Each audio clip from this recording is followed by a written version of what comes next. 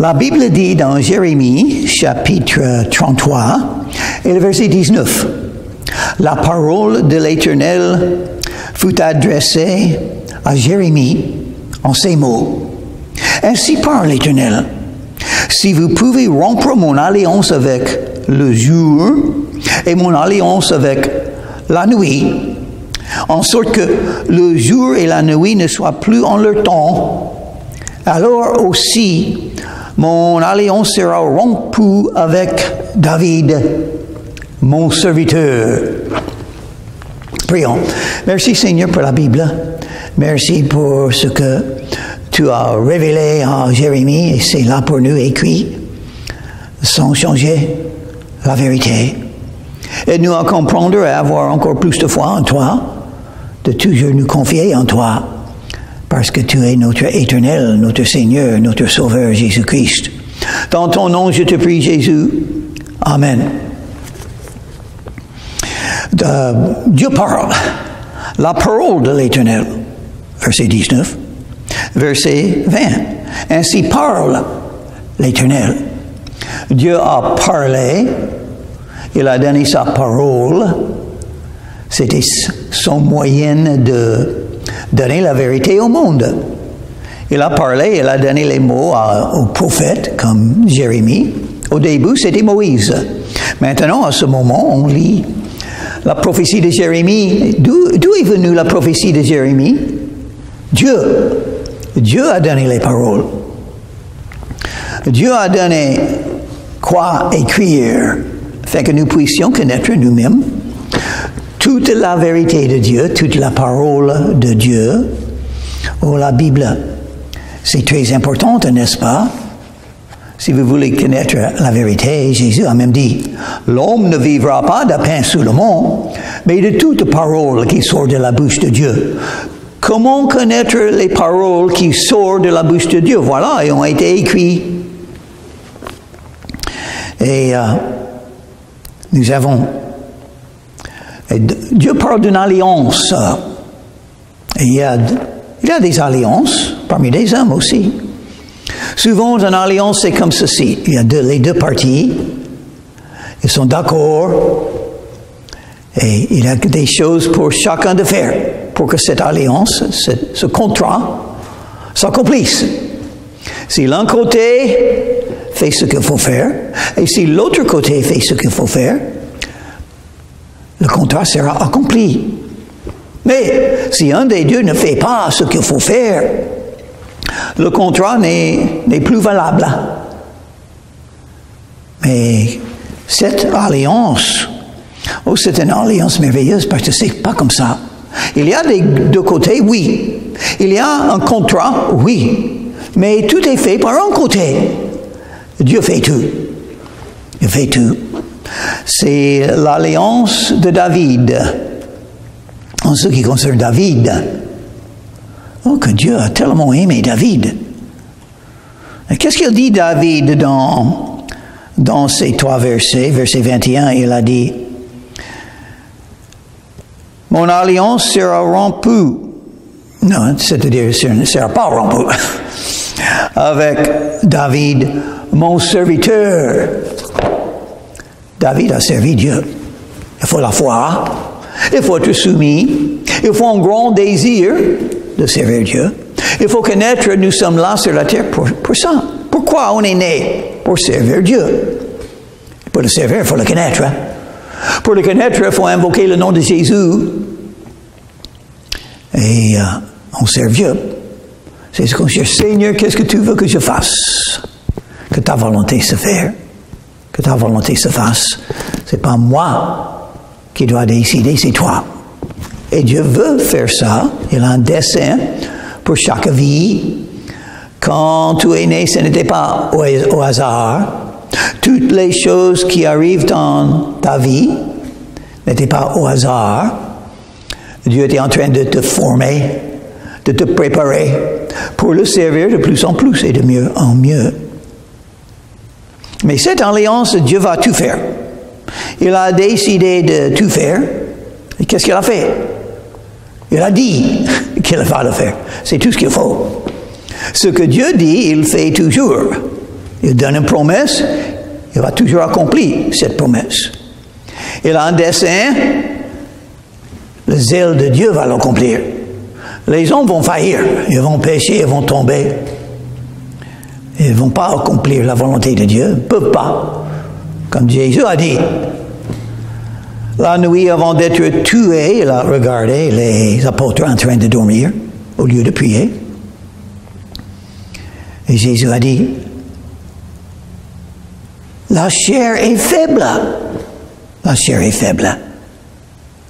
Donc, heureusement, Dieu a des alliances où il n'y a rien à faire. Une raison que l'alliance de la loi de Moïse ne marche pas. Il y a des responsabilités aux hommes. Des choses que des hommes doivent faire. Obéir la loi. Garder tous les commandements. Si on ne garde pas un seul commandement, l'alliance sera brisée.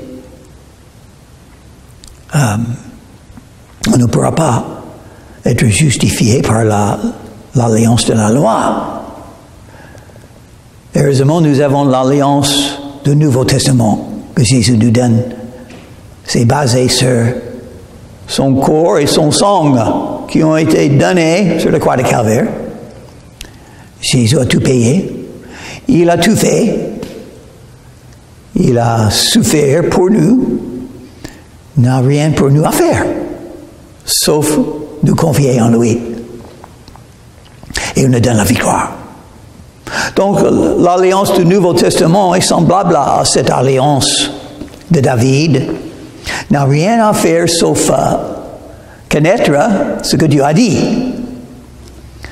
Pour être sauvé, selon l'alliance du Nouveau Testament. Et le mot testament veut dire alliance. La nouvelle alliance dans le corps et le sang de Jésus-Christ. C'est pourquoi chaque fois qu'on mange un repas, Jésus a dit, ce qu'on mange symbolise son corps.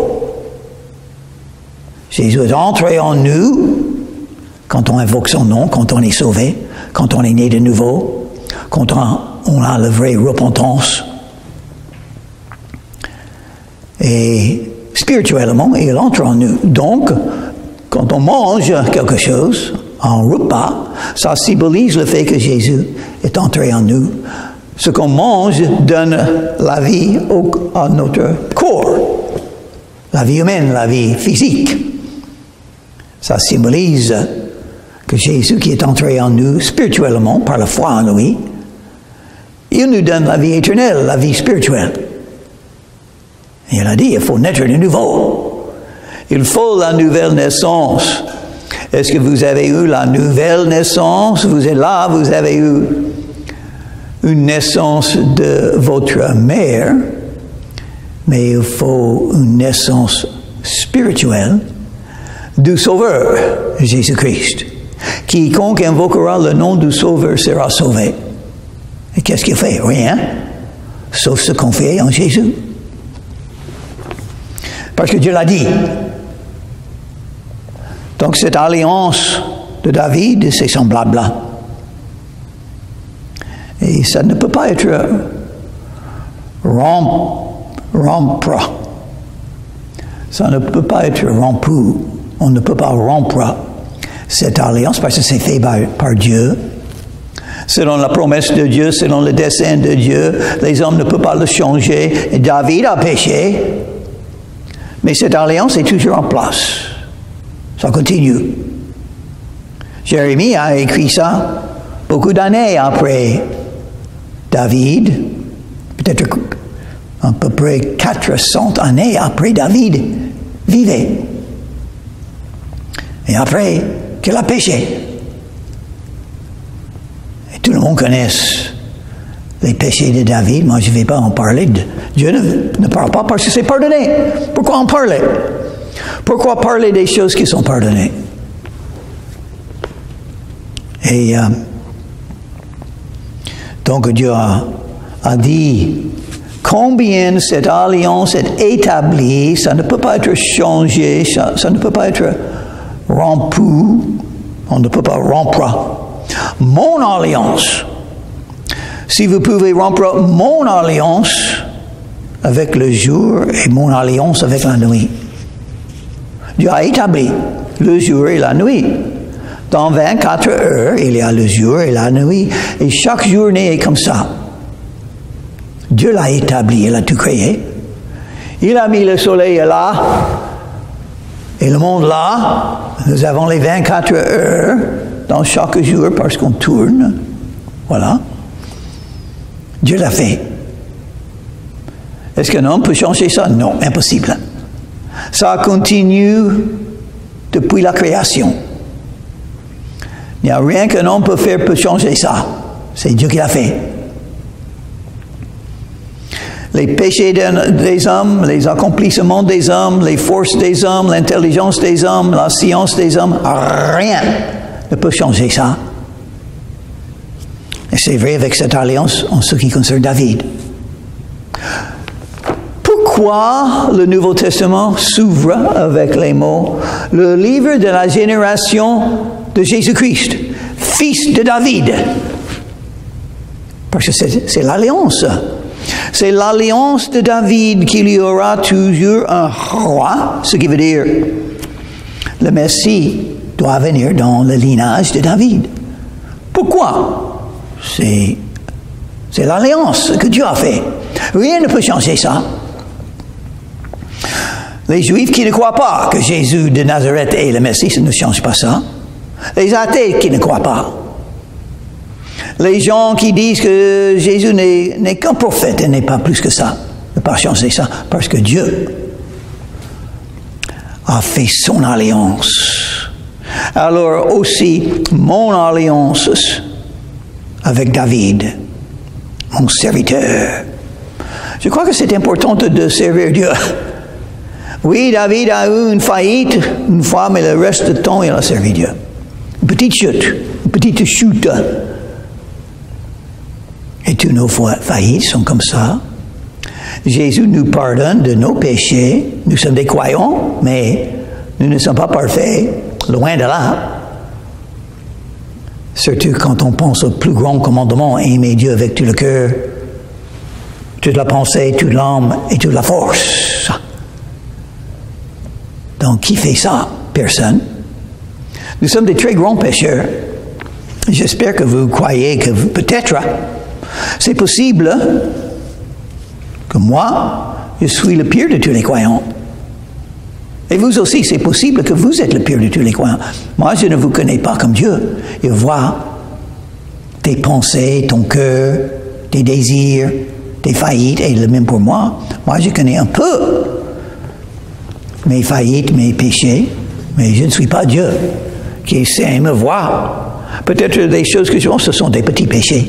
Peut-être en Dieu, selon Dieu, ce sont des choses horribles. Horribles. C'est lui qui est le juge. Et un jour, je saurai. Maintenant, je sais que je suis pardonné de tous mes péchés. Et je sais que je peux continuer à suivre Jésus grâce à la miséricorde de Jésus qui me donne chaque jour. 1 Jean chapitre 1 et le verset 9. Si nous confessons nos péchés, il est fidèle et juste pour nous pardonner et nous purifier de toute iniquité. Verset 22. De même qu'on ne peut compter l'armée des cieux, ni mesurer le sable de la mer, de même je multiplierai la postérité de David, mon serviteur. Il dit encore, David, mon serviteur. Il y a beaucoup de gens qui ne servent pas. Pour servir Dieu, il faut connaître sa volonté. Pour connaître sa volonté, il faut chercher dans la Bible. Il faut être soumis. Il faut pouvoir vraiment dire, Seigneur, que veux-tu que je fasse? Et le croire.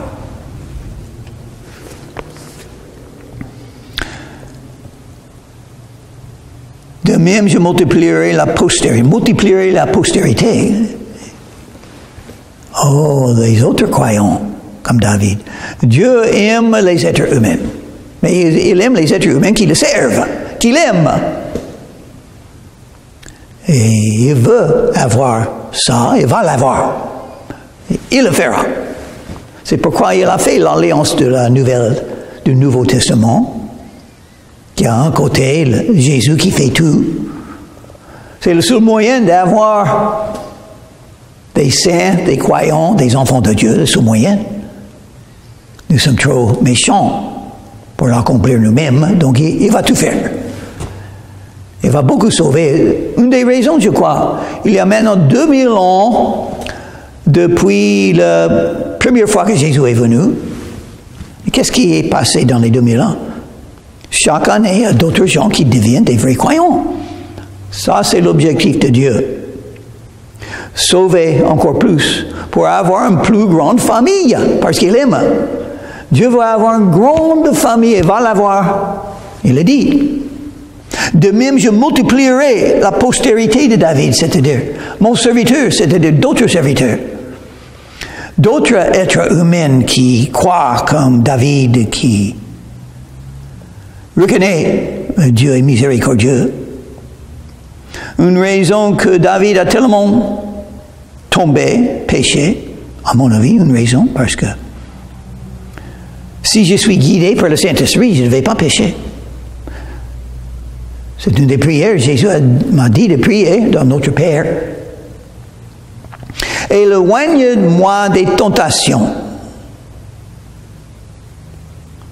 C'est important de prier ça, parce que c'est lui seul qui peut le faire. Si vous êtes tenté, il faut prier. Que Dieu fasse quelque chose pour vous, afin que vous puissiez éviter cette tentation et continuer à servir Dieu. Et Dieu pouvait faire ça dans la vie de David. La nuit, quand il a vu Bathsheba, c'est possible que Dieu a pu mettre dans la tête de David, non, je ne vais pas regarder. Je vais aller faire d'autres choses. C'est pas bon. Ce qui commence à entrer dans ma tête, je ne vais pas faire ça. Ça serait un péché contre Dieu. Je suis un serviteur de Dieu, je ne peux pas faire ça. Et les conséquences seront horribles. Un enfant, les maladies, la jalousie, et un témoignage détruit. Je ne peux pas faire ça. Pourquoi? Dieu utilise toutes choses concourent au bien de ceux qui aiment Dieu et de ceux qui sont les appelés selon son dessein. Et qu'est-ce qui a été le résultat? Gloire à Dieu. David s'est repenti. Et même Bathsheba est devenue sa femme. Et puis David a écrit des choses comme Psaume chapitre 32. Béni est celui qui est pardonné. Béni. Il connaît mieux qu'avant l'amour de Dieu pour lui, la miséricorde de Dieu pour lui, la grâce de Dieu. Et nous aussi, nous avons la possibilité de connaître la même chose. Nous sommes des grands pécheurs, pires que David, à mon avis. Dans ce temps-là, la fin des temps, quand presque tout le monde s'éloigne de Dieu, quand les tentations sont partout, quand la chair est faible, quand la guerre spirituelle, l'esprit contre la chair est toujours là, nous sommes pires que David. Je pense, mais Dieu sait mieux que moi. Même une fois, Jésus parlait aux gens et il a dit, si vous qui êtes méchants savent donner de bonnes choses à vos enfants, combien de plus le Père va vous donner, va s'occuper de vous, vous qui êtes méchants. Oui, nous sommes méchants, mais Dieu est bon. Et il a un dessein pour l'avenir. Je multiplierai la postérité de David, il a dit. C'est-à-dire, il va sauver beaucoup. Il va mettre la foi dans les cœurs de beaucoup. Alors, pourquoi pas? Pourquoi pas la région du golfe de Saint-Tropez? Il y a beaucoup là qui ne croient pas. Je crois. J'ai essayé de parler avec beaucoup déjà, pas assez, mais un peu. J'ai essayé. Est-ce que c'est possible qu'il y aura beaucoup dans la région du Golfe de Saint-Tropez qui deviendraient les vrais croyants en Jésus? Oui, c'est possible, parce que Dieu veut le faire. Parce que Jésus est mort pour eux, parce que l'Esprit de Dieu annonce toujours la vérité, viens à Jésus. Parce qu'il y a quelques croyants là qui connaissent Jésus, qui aiment Jésus et qui sont guidés par le Saint-Esprit. Dieu peut le faire. Il peut faire un réveil. Il a dit, je multiplierai de même que quoi? Les étoiles dans les cieux et le sable de la mer. Ce sont des deux choses que la Bible dit de temps en temps pour parler d'un grand nombre.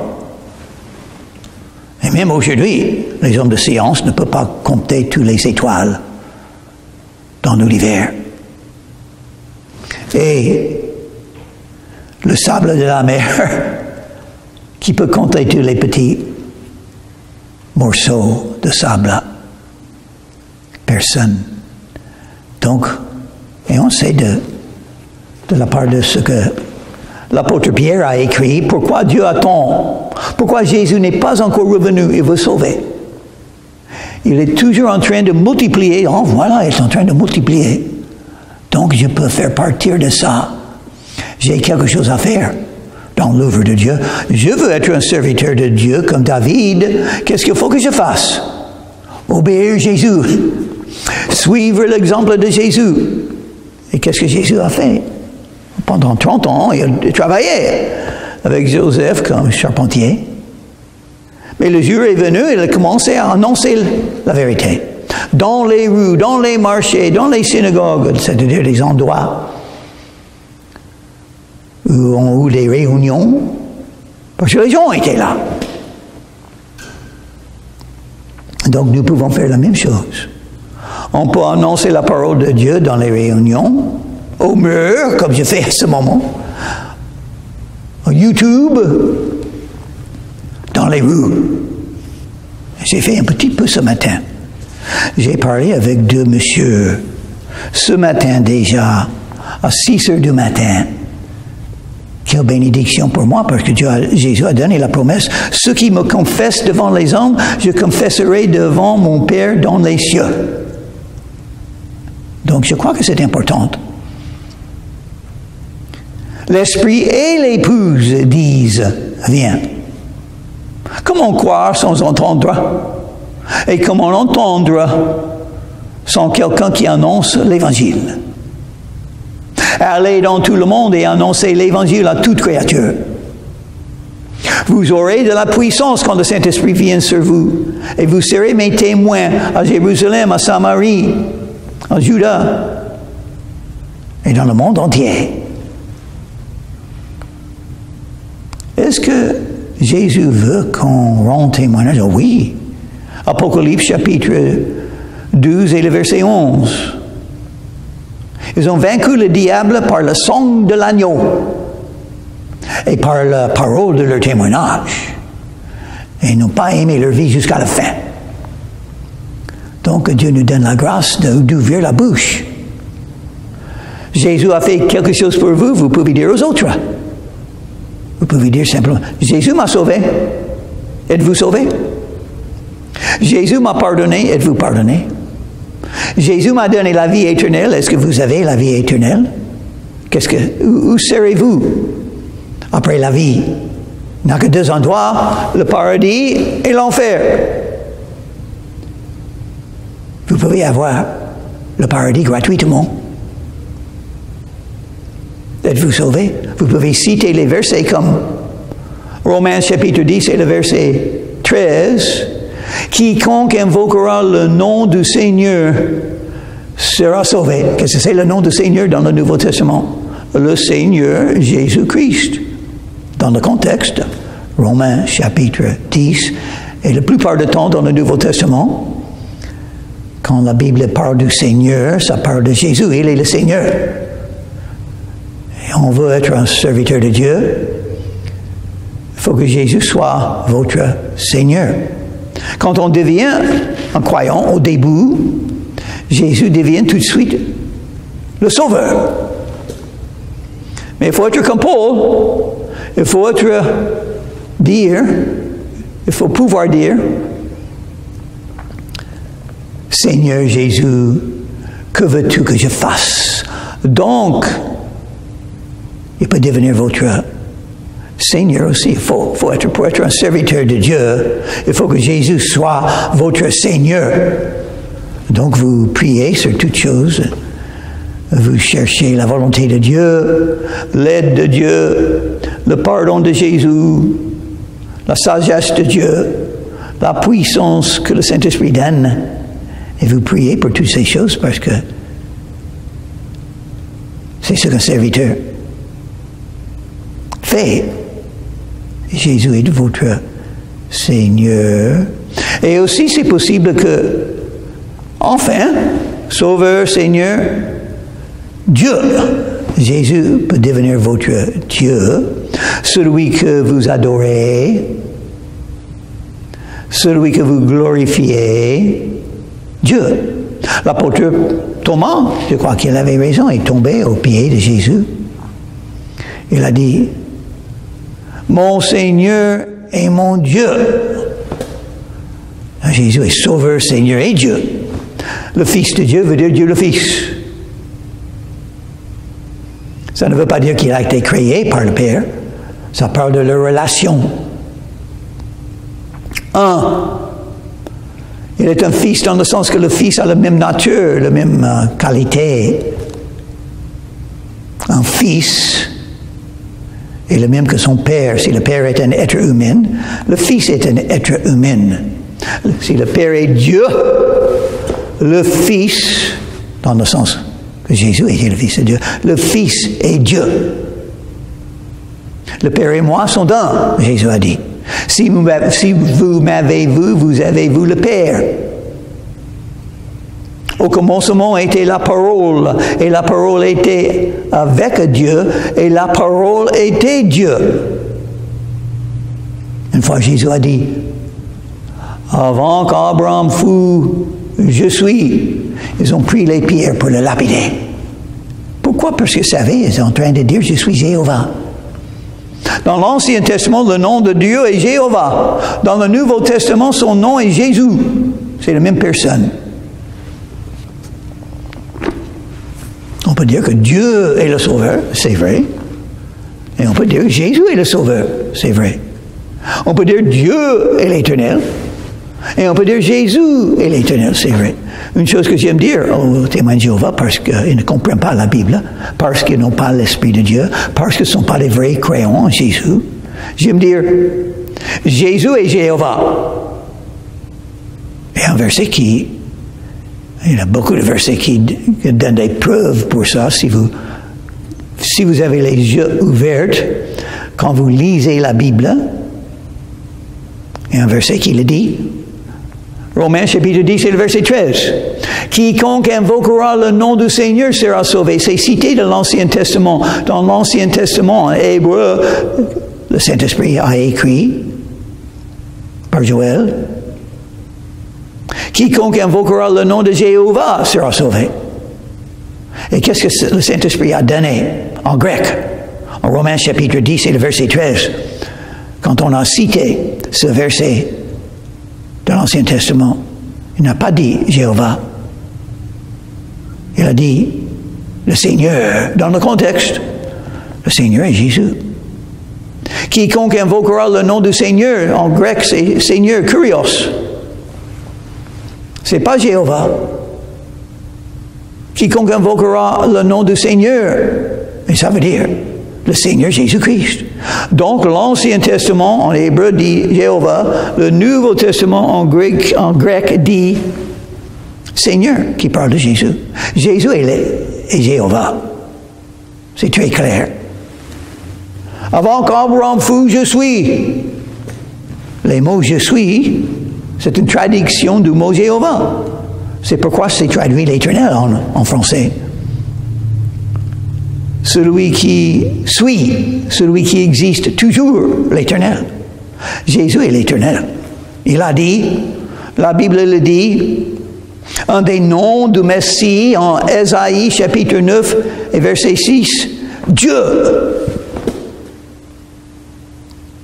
Il a donné les noms du Messie. Un des noms, c'est Dieu. Et le Père. C'est pourquoi Jésus a dit, si vous m'avez vu, vous avez vu le Père. Qui est le Père? Dieu. Jésus est la manifestation de Dieu. Jésus est la parole de Dieu. Jésus est le Sauveur, le Seigneur, l'Éternel. Quelques-uns le savent. Donc, il mérite notre adoration, notre amour, notre foi. Prions. Merci Seigneur Jésus pour tout ce que tu aides. Manifeste à nous, pour nous, encore plus de ta puissance, de ton amour. Aide-nous à mourir pour toi. Que ta volonté se fasse par la nôtre. Que nous puissions être des gagneurs d'âme pour toi. Dans ton nom, je te prie. Amen.